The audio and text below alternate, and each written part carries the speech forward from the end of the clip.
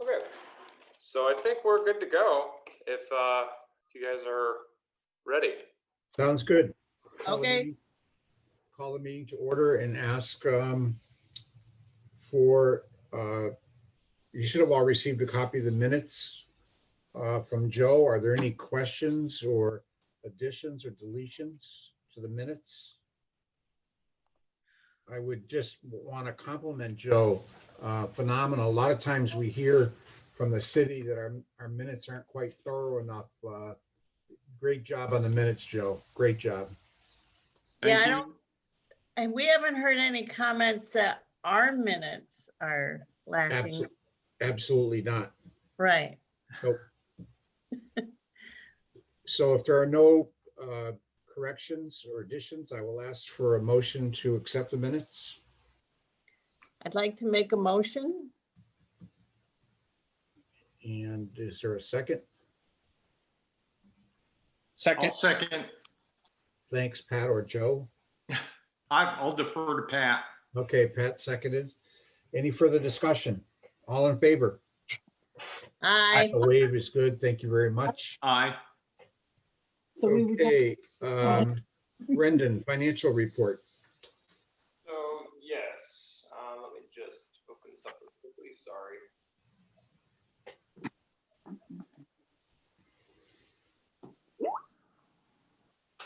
Okay, so one of the things I want to point out is everything is moving along with each one of the line items. The one that I am keeping a close eye on is 001.5410.5118. So that's essentially carrying our 3 part-time drivers and our 1 part-time outreach person. We're finding that we're going a little bit outside of where we normally would. Again, as mentioned, the state is still suggesting that we avoid using volunteers.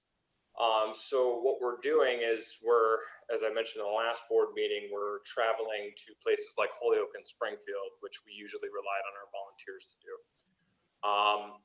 On the upside of that, it looks like, and I know I have this underneath, I believe, the old business, but what it looks like is we might be able to supplement that Title III money to pay for additional van driver hours that weren't covered underneath the FY21 city appropriations. So I'm still waiting to get just a couple of pieces of information from Highland Valley, but it seems like that's an appropriate use and they're going to back it. The only thing is that I can't charge any type of fee to go over to these areas that would be covered by Title III services. So it would essentially be free to our riders, which is a great thing. And we'd be able to pay for those hours, like I said, that weren't necessarily included in this 21 budget. So, but that line item in particular, we're not running into the red yet, but if we don't supplement the Title III funding and we can't secure that, we may have to start going into our revolving accounts to pay for the drivers or look at some other means of covering driver hours. It seems, Brendan, that I just did the math real quick. You know, we're through 1 quarter, and the 12,000 on the 56 total is just slightly under 1/4 of the total. Mm-hmm. So at least numerically, you're kind of right on. Yeah. But it is something that I do want to keep a close eye on, just because sometimes these appointments, like whether it's Bay State or Holyoke Hospital, sometimes these appointments can take longer than we anticipate. You know, and sometimes we have to, you know, generally we try to leave the driver in that area, but sometimes they're pulled to come back this way to help out people who have rides or pickups. But yeah, it is something that I am closely watching, because I don't want to tank on that, because that's going to, you know, have a negative impact, of course, on many of our clients. And is any of that COVID related? Yeah, certainly. You know, with not being able to use volunteers going over to Holyoke and Springfield, you know, because what the Executive Office of Elder Affairs and the MCOA have been pushing all along is to really, you know, again, to avoid volunteers. So because the majority of our volunteers, well, all of them are 60 and above, many of them have, even before the order came out from the EOEA, many of our volunteers were backing away anyway because of, fear of COVID. Yeah. So I think, just that alone is, all linked to, the pandemic. And the only reason I asked that, Brendan, I'm sure you're aware of it, but isn't the mayor putting a package together for the city? Yeah. So what the mayor is doing, and she's been very proactive about this, working with our treasurer, Jennifer Gallant, they've been looking at ways of using CARES Act money and FEMA money to cover things that just normally wouldn't be done by our department. So for example, I ended up putting in hours for our outreach worker, Jenna, who was doing grocery shopping because we can't use volunteers to go out to the grocery store. So here we are in the situation where now we're pulling staff to do things that aren't within their job description. And again, everybody has been super, everybody's been willing to adapt. And I think, but with that, it takes away from her office hours. And so we put in for that. We put in for hours too with van driving, but that was all towards the end of FY20. And now that we're in FY21, Jennifer is going through a whole another series of looking at where we're going to be applying both CARES Act money and FEMA money. Okay. So yeah, that is Good. something that's being pursued for sure. Perfect. Any questions for Brendan about the financial? I would assume at the end of one quarter, we're pretty much in good shape. Yep. Every other line item. I think the only reason why particularly that one line item stands out to me is because none of the people in that who are paid for by that line item are benefited. So if their hours, sometimes their hours will go a little bit above what they normally have, but it's never just a standard set of hours. The outreach worker, we can pretty much cap at 18 hours because we have that other full-time outreach worker. But the drivers, depending on the need, that could vary. And because we're not, paying out someone at this consistent, bi-weekly hours, at least for the 3 van drivers, that's where you can run into this situation where, you could probably easily go into the red with that line item if you weren't cautious enough. But again, I think we have a backup plan. So should we see, increased rides over to Holyoke and Springfield, then we have at least a backup plan for that. Okay, sounds good. If there aren't any questions, I would entertain a motion to accept the financial report. And I just, oh, sorry. Go ahead. Hey, Brandon, before, I just remembered the Friends Helen Rice Fund, it can be used for transportation if you need it. Okay.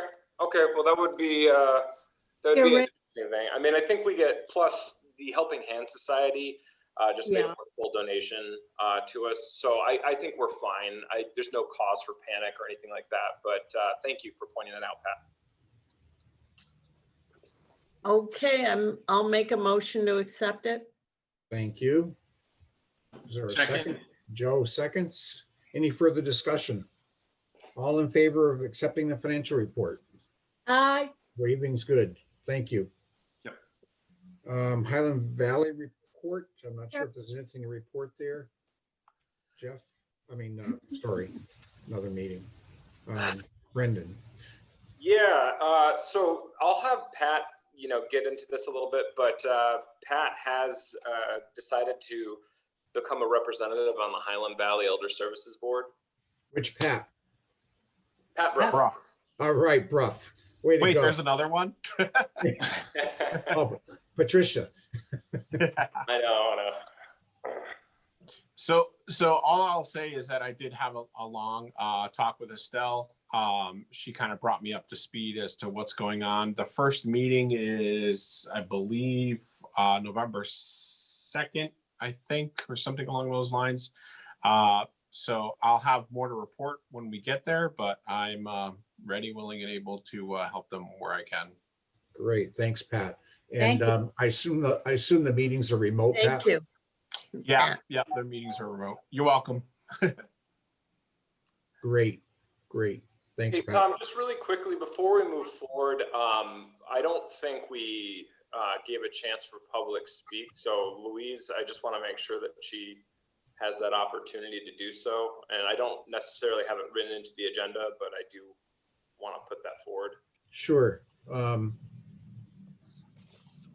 Louise, is there something you wanted to bring forward to the board? No, I'm just, thank you. I'm just here to listen and learn. Not because of anything. No problem. Okay, thank you. We did this on another committee I'm on, Brendan, just as FYI, we probably should put that in as a regular part of the agenda. Sure. We could do it right after accepting the minutes. Okay, sure. I just didn't want to forget about that at any point during the meeting. Yeah. Okay, Brendan, Executive Director's report. Yes. All right. So as far as October goes, again, we've been focusing on collaborations with other municipal departments. And so at the time, I think maybe last board meeting, we talked about hosting a drive-through flu clinic, but we, quickly learned that the health department was already doing it. So we partnered up with them to provide transportation and to also register people because they used, goodness, if I can remember the name right, I think it's Doodle, I think. Anyway, it's a registration system. And so some of our folks, might not have had access to it. So we registered a bunch of folks that way and we made sure that they got the appropriate documentation. And it was a huge success and Bree did an amazing job. But we're continuing to really work on those interdepartment, collaborations. I think it's really important, so whether it's the flu clinic or the face mask delivery, this is a great team effort and we're going to continue moving along, and that there's likely going to be another drive-through clinic set up in the near future. So, Great. And I think this is a great way to get, especially our population prepared for just the regular flu season. And should they, be able to avoid getting the regular flu, maybe we could avoid large testing for COVID-related symptoms if people can prepare themselves for that. So that was a great success. So I just wanted to give a lot of credit towards the health department and allowing us to jump along in that and be part of it. So in October, we also did our first publicly, or we announced it publicly anyway, for our Tai Chi class at Nanatuk Park. And so far, we've hit between 7 to 8 participants on a regular basis. This is all funded through the EOEA grant, so it is free to anybody who wants to join. We have enough space to probably hold about 14 participants in the field that we're working in. So, it's been great to see people who are actually out and we're able to give enough distance to people so people can be safe. We want to continue it through November, but we realize that the morning is going to have to change. We're going to try to shift it towards an afternoon setup so that way people can be warm, because first thing in the morning, even right now, is too cold for some of our folks. But it's nice to have an actual class happening instead of something on Zoom. Our department, we finally were able to host the Laugh for the Health of It, which, if you guys can remember, was originally supposed to happen back in March, at the very end of March, but of course we shut down our building on March 13th. So we were kind of trying to figure out how to work this with Trevor Smith, who is a recreational therapist and has been doing this program for many, many years for companies, for senior centers, you name it. We thought it was going to have a little bit more success. There was only a few people who joined. It was something that was paid from with a cultural council grant. So it was free as well, but it was just, we had low attendance, but we hope that next time if we do it, we can get some more folks. And I think, again, this speaks to, these Zoom sessions can sometimes, be successful, and other times they're just not. And we're hoping that we can continue to improve, given that we'll be heading towards some type of hybrid programming even when we do reopen. Then we have Clarissa Leverich, I think that's how you pronounce her last name, from the Holyoke Print Shop, doing the pocket accordion books. And I just put an example of it.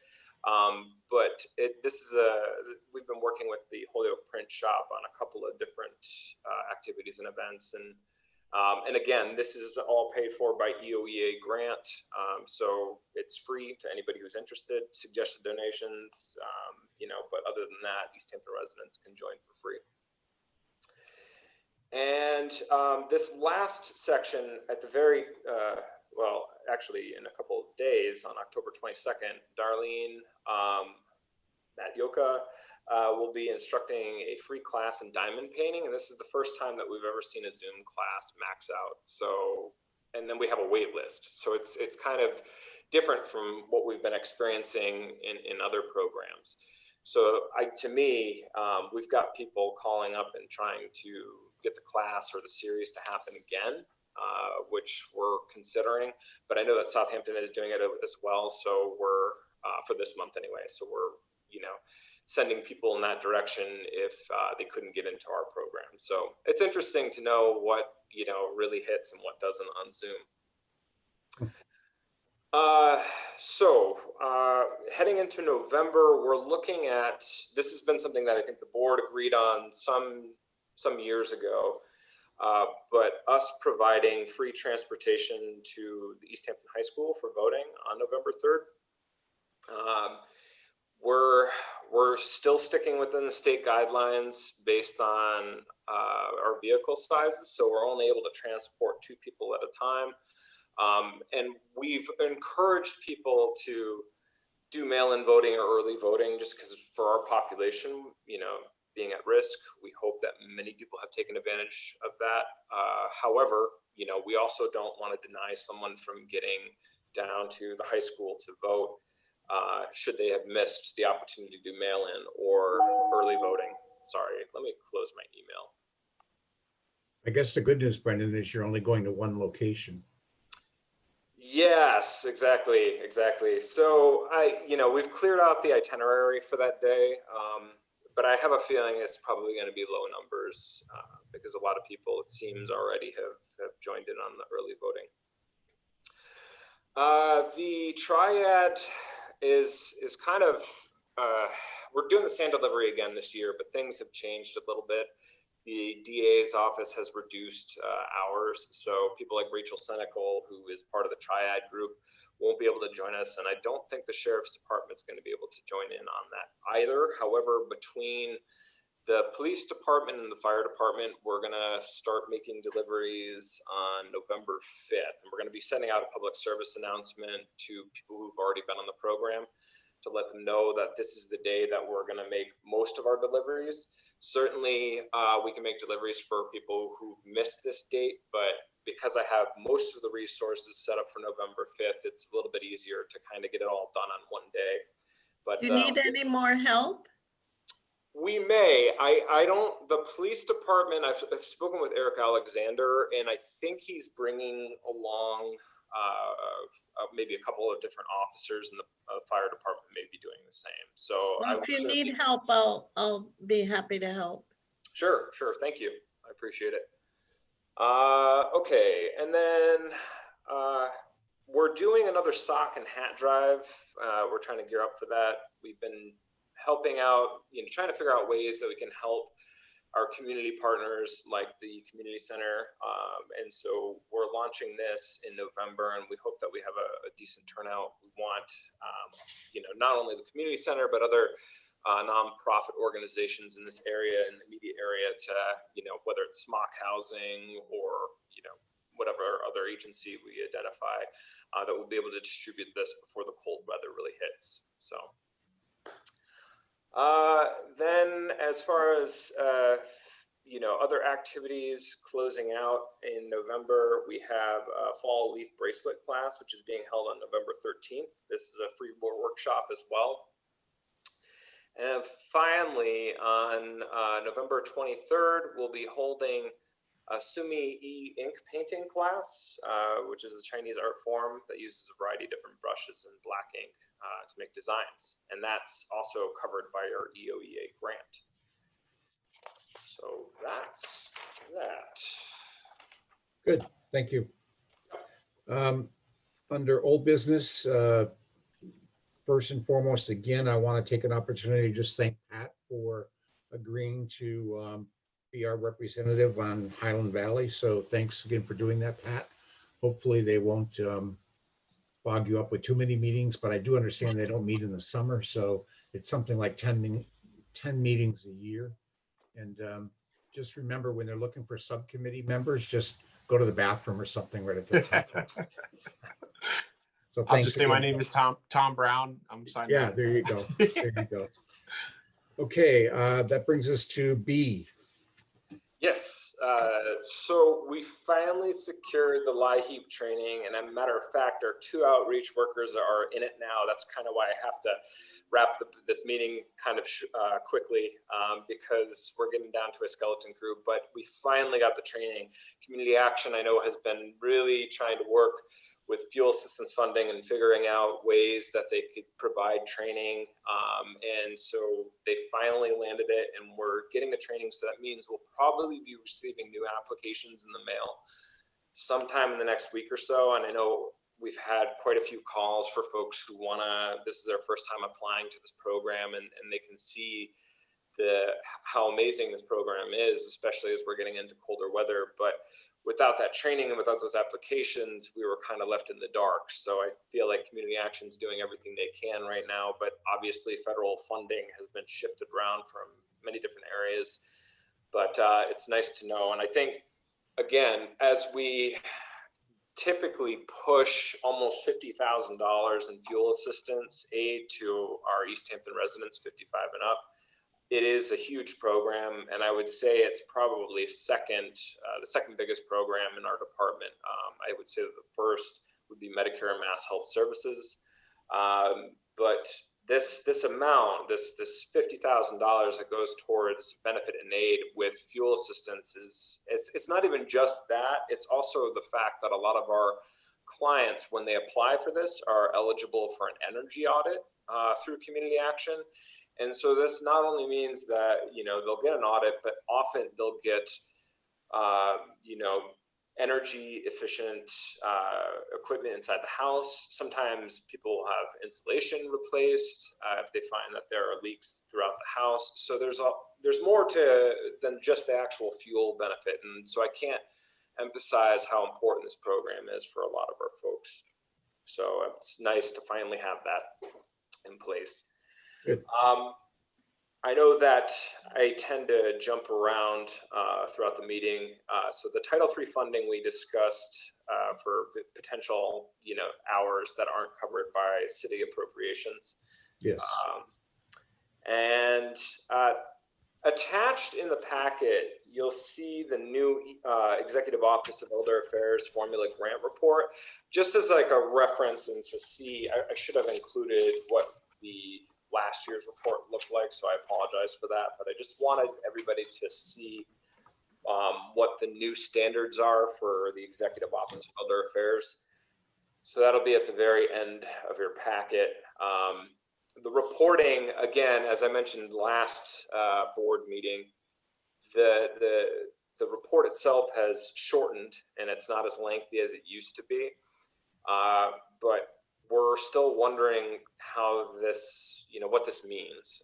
And there's certainly been speculation about reduced EOEA grant money. So, and the fact that we're allowed to roll over grant money from the previous year, which is something that's never happened underneath this grant, is, making us all kind of wonder, because that's historically not how this grant has worked. So we're still waiting to hear. We should know by the end of this month. I have to get in touch with a couple of people at the EOEA to see if there's any whispers as to what we might be dealing with for a dollar amount. Last year, we had $12 per senior based on the federal census of 2010. This year, we're still working off the 2010 census, and we don't know what the dollar amount is. So we'll see. But certainly, that is something that we are keeping a close eye on. I guess, Brendan, one of the keys might be what's the source of their funding? You know, where do they get the money to give to us, and how's that been impacted?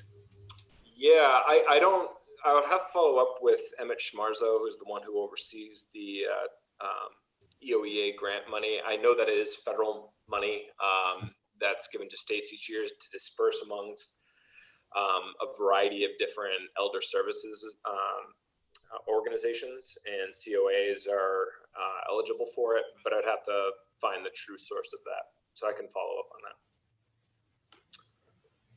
Okay, that brings us to new business. Yeah, so Jenna Ferguson, our full-time outreach worker, is finally trained for open enrollment. So she will be shadowing under one of our other outreach workers. So technically, excuse me, we have 3 Shine counselors here for open enrollment. So I think we're pretty well equipped. Last year, we had a volunteer who came here to the center to do Shine hours, and she ended up moving to Arizona. It was a huge loss for us. And of course, at the same time, we lost Haley, who ended up going over to Hadley, and she was our other full-time Shine counselor. So that was kind of a huge hit last year. But this year, we have 3 people on site. We're doing mostly phone appointments, although we have left it up to the consumer to decide whether or not they would be willing to do Zoom. Just for the great features of being able to share a screen when we're doing plan comparisons. It's really hard to kind of, get the message across about pricing and estimates on a Medicare Advantage plan or a drug plan for that matter, if it's not actually being seen. So I think the benefit to Zoom is that we can pull up 2 plans at a time to help people kind of, or even more than that, technically, although I think it gets a little confusing if you have more than 2 plans up on the Medicare.gov site. So I feel like we're pretty secure for open enrollment this year. We're getting some calls from outside communities. So we've had Southampton, Northampton, and a couple of other areas try to get in appointments, which if someone calls the 1-800-AGE-INFO number, which is the Executive Office of Elder Affairs, the EOEA is saying, okay, well, if you don't have Shine counselors in, your community, then this is the next community that does. And so I think for the purposes of this, yes, we could very well be serving out-of-town people, but that's very much the way the state is driving open enrollment right now, and they kind of always have done this. So if a community doesn't have resources, we might get some overflow. But regardless, we have 3 people here, pretty much, almost at 40 hours a week or more for Shine hours. So that's been a huge relief heading into this weird pandemic open enrollment period that we're in. The next item, the mayor's office contacted my office, and they actually have purchased a new Ford Transit that will be replacing our Shuttle 1 van. And I think this is long overdue, and we're very, very thankful for the mayor for doing this. Shuttle 1 will most likely fail inspection. It's due in March. And I have a feeling the body is really starting to give out at the bottom. There's a lot of rust on the van. We haven't been able to use it for transportation in some time. So this will be nice. And we've already purchased a plexiglass barrier that actually gets placed behind the driver and passenger seat. So it's a brand new van, and it couldn't come at a better time because, as I said, the Shuttle 1, the minivan that was donated to us by Nikki D's, I just it's not safe to be driving around, and I feel like it needs to get replaced. So that's a huge plus for us. Great. Did Yeah. you know that was, did you know that was coming, or like, was this a surprise, or? It was kind of a surprise. I ended up, it was weird. I just it was at City Hall, and the mayor had pulled me aside, and she said that I think they were looking at ways of being reimbursed through CARES Act money. But they purchased these vans because there were other departments that needed it, and she managed to get this one Ford Transit vehicle, and she asked us if we could use it, which I quickly replied yes. So it was a little bit of a surprise, but a wonderful surprise. And I just think she's continuously looking for ways of helping out city departments and the community at large through, going after certain federal money that might be available because of the pandemic. Great. Yeah. And my final update for new business, and Joe will probably pitch in on this, but we've been working at the Senior Tax Work-Off Committee. That's something that we're now kind of getting into the real development process here with the approval, or the proposal rather.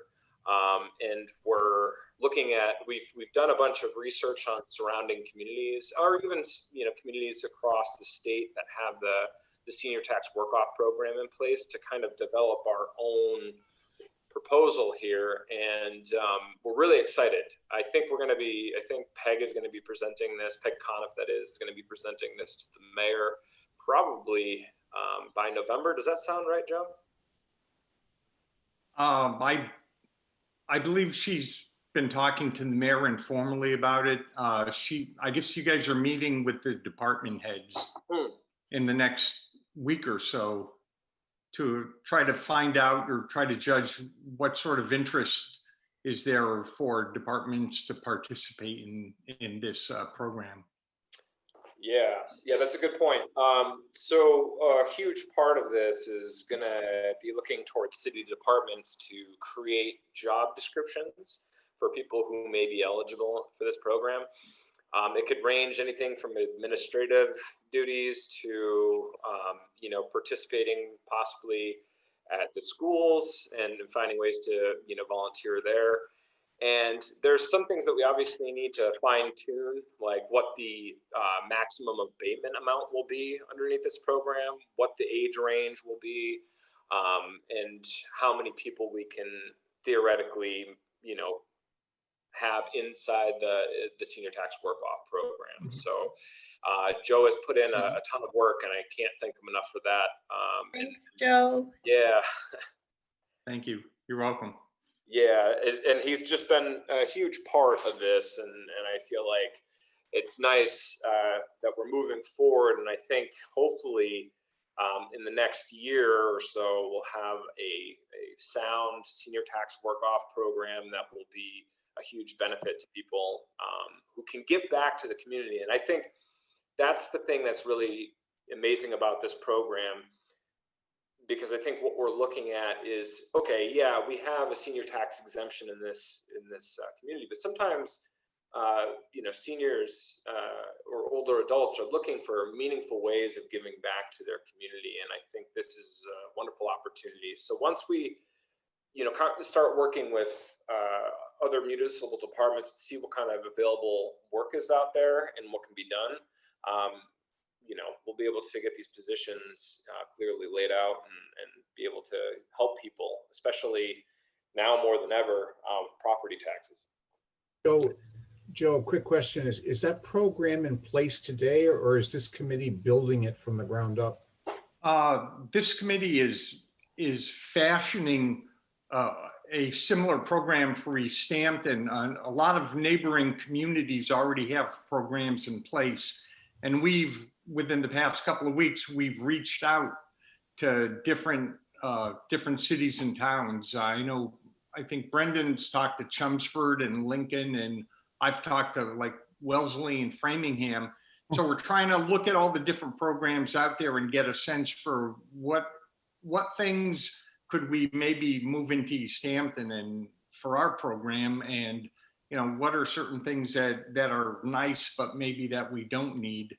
And I guess I think there's one of the challenges that we're going to be facing is that there are so many different aspects of a program that people may say, well, let's not put it in place until we fashion the perfect program. And then we could be 2 years down the road still fashioning the perfect program. And so I guess we've suggested that we view this as a pilot test and let's get something up and running. And if we find that we need to tweak it, you know, after the first year or after the second year, we would have the ability to do that. Yeah.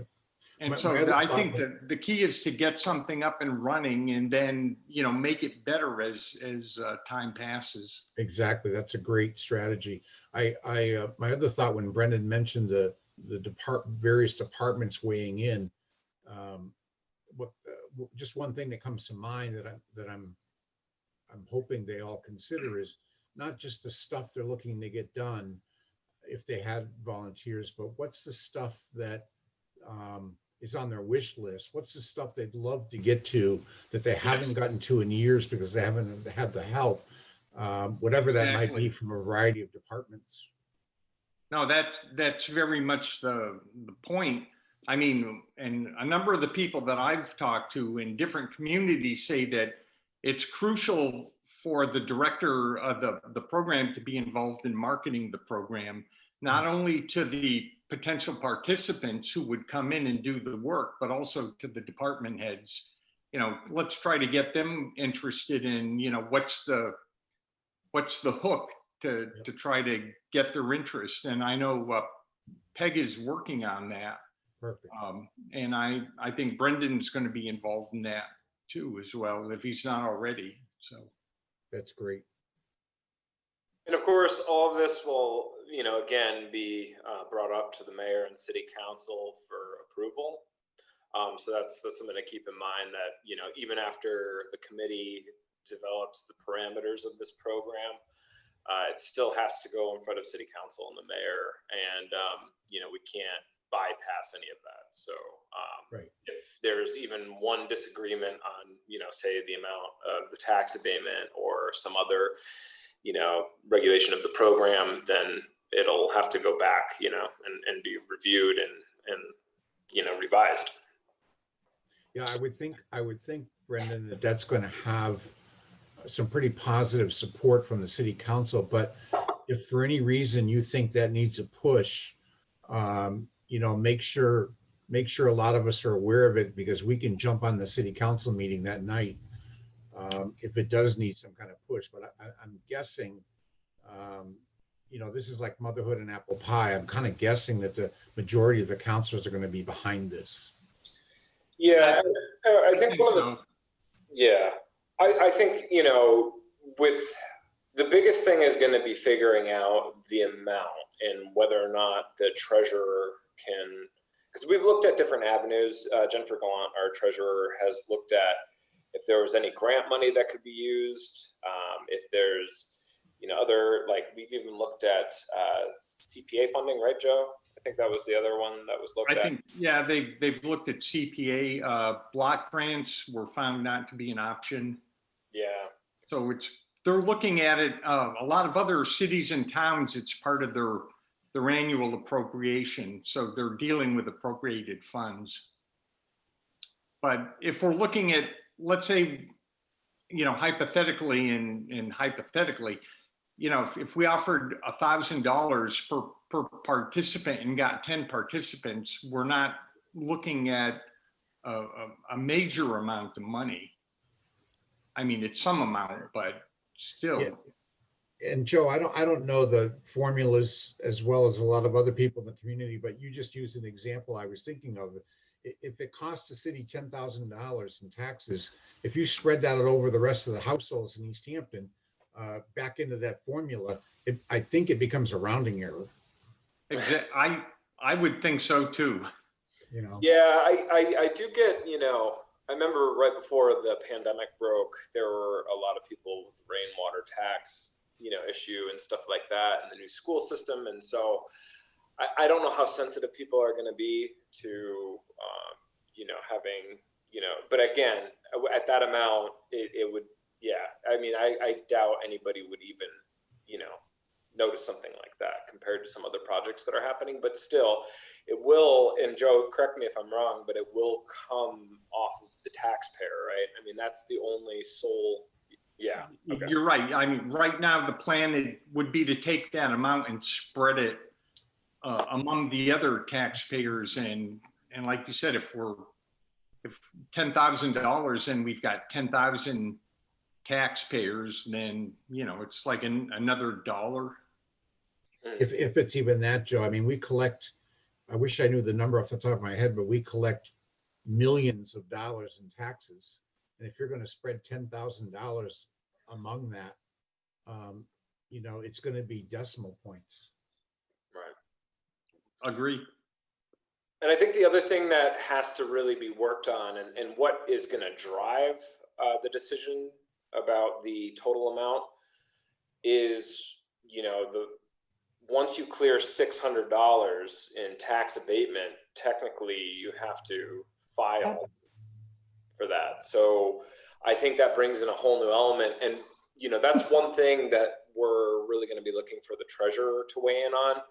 I won't be dealing with any of the tax documentation of this. So, I mean, I think it's pretty clear that I will be vetting and be responsible for any of the applicants who come in, and to make sure that they are, fulfilling their job description. But as far as, involving other city departments, that's going to be up to the treasurer to see what they can, work with when we start going over a certain amount. I think the other point too, not to overlook, is that if the work these seniors are doing is meaningful, if it really is something that's benefiting that department, that's an asset to the city also. Right. And I put it out there as the idea that there are a bunch of small part-time positions that are currently, I can't say for sure, like, for example, the crossing guard. I don't know if that's paid for by federal grant money, but if it was something that, could be potentially picked up by a senior tax work-off applicant, that might save money if it is funded. And again, I don't know the funding source for it, but it could potentially, reduce, the amount of money spent towards that program from the city, Agreed. Yeah. So there's a lot of things to think about, and it's going to take time, but it's been nice watching how much the program is developed, and now it's actually turning into something. We have a draft for a proposal that Peg Conniff has made, and so now we just really need to get down and make a decision as a committee what the parameters are going to be. Great. Just one other real quick, Brendan. I saw in an email from the mayor, she was sending out a request, I think, for quotes for a review of some of the city buildings for ventilation adequacy and things like that, in an attempt to possibly get some of these buildings reopened. And I'm 99% sure I saw the COA building on that list. Yeah. So we had Orchard Valley come in. I don't know where they're out of, but the DPW came in and assessed our ventilation. So their suggestion was that we would put ionizers throughout our building that would clean the air of certain particles. I think they're working on a plan of attack right now with Greg Nuttleman, the director of the DPW. So they did come in and do an assessment. And I think what it's going to come down to is a bunch of these ionizers being, because they're mobile units. They were saying that to get the same result to go directly through the HVAC system would cost, a ton of money. So right. I think these ionizers are kind of the next best thing, and it certainly reduces the cost. So we're waiting for those to come in, and obviously we're not going to be opening up until Orchard Valley comes back in and install. Right. I'm guessing the goal is for these individual buildings to, if it doesn't cost a ton of money, to get through the items on these checklists, and presumably when they get to the end of the list, the building would get the green light to open. Yeah, I know. And this is something that will be, again, I'll be looking towards the board as we get closer. I have a feeling, like every other city building right now, we're down until the end of December. Right. I have a feeling that I'm going to talk to the Board of Health about this, but I have a feeling that it might even be extended longer than that for us. I think there's even been concerns with using the high school building. It was part of a school committee meeting where, some people had raised concerns about, and that's our newest building here in the city. So when we're dealing with the 1931 post office, Right. It's just a whole nother ball game, Yeah, just a real quick aside. I mean, one of the things that I had heard on the school, because there was a lot of chatter, Pat, you probably saw that on Facebook about, we got a 5-year-old high school, you're telling us it can't open because it's got ventilation issues. It had to do with the filters, and if you've got enough adjectives and numbers before or after the filter, then it's good. And so they just have to change some filters. But one of the things that the superintendent had mentioned to me was they were required to have an isolation room so that if a student was sick, that they could isolate this student and not have the ventilation from that room continuing to go through the whole school. Well, 5 years ago, who thought to build an isolation room? So that's something that they're retrofitting as we speak to create this isolation room in the high school. So it's things like that. The public gets this sort of immediate outrage of why isn't our 5-year-old high school ready to open? And if you saw this morning's paper, it is open as of yesterday for other grades. So anyway, I agree with you, Brendan. I don't hold out a lot of hope that the current senior center is going to get a clean bill of health as a result of that study. Right. Plus, you may want to wait for a vaccine. Well, Just saying. Yeah, I think, Eileen, that the senior center has another whole set of issues because of the population it serves. Exactly. And the last thing we want is a super spreader event. Exactly. Yeah, and I think that, again, I think the administration has been very cautious, and rightfully so, about doing anything. And it was just in September where we got the approval to do the first outdoor activity. So I think, but it's really important too. I feel like, while I was really excited to finally launch something outdoors, I can understand the concern and why we would want to be extremely cautious. And, but yeah, as far as this building goes, there's so many different areas, and, the downstairs isn't even connected to the rest of our HVAC system. So, and if you believe what you're hearing in the news, I mean, the next 8 to 12 weeks is going to be the worst of this whole thing. So hold on for the ride, folks. Yeah. But I think right now, everything that we've done has been really low risk. Our meal deliveries, our grocery deliveries, our grab and go meals have been, wonderful. And we get to see people there too, it's sad that we get really excited just to see someone at a meal event, but that's about the only time outside of Tai Chi where we can see our folks. So, it's been challenging, and I know a lot of our folks are really wanting to get, back into, I know the fitness center has been one of those things. People want to get back into the fitness center, which I get, but until, at the very least, I mean, maybe even if the center doesn't open up, January 1st, I would like to see maybe an exception made for the fitness room, because I think, sometimes it's overlooked, this idea, I think we can control the fitness center where it's safe, but people need to keep their physical health moving, and their mental health. And I think fitness is one of the ways to that. So. Agreed. Yeah. All right. Thank you, everyone. Our next meeting is October 20th. No, sorry. I messed that up. November something. Yeah. So our next meeting. That would be tomorrow. November 17th. Okay. Also that piece on, I had challenged everyone to try to do some outreach and get some new board members. So don't forget. I'm on it. Okay.